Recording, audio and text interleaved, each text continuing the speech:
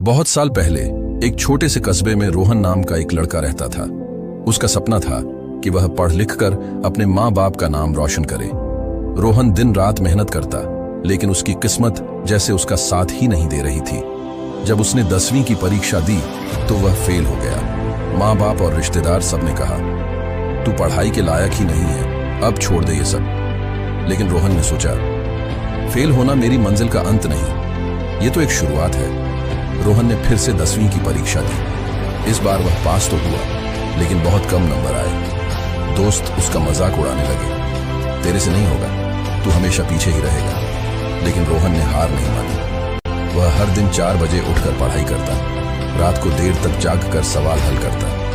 कभी कभी उसकी आंखों में नींद और थकान होती, लेकिन उसके सपनों की आग उससे भी ज्यादा तेज थी। 12वीं की बोर्ड परीक्षा में वह फिर से असफल हो गया। इस बार तो परिवार वाले भी टूट गए।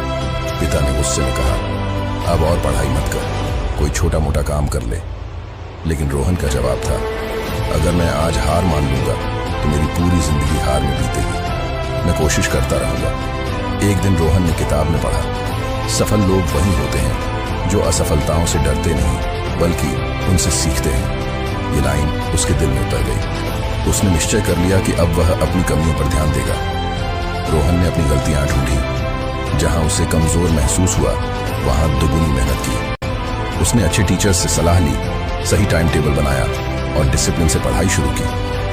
आखिरकार अगली बार जब उसने परीक्षा दी तो सिर्फ पास ही नहीं हुआ, बल्कि अपने जिले का टॉपर बन गया।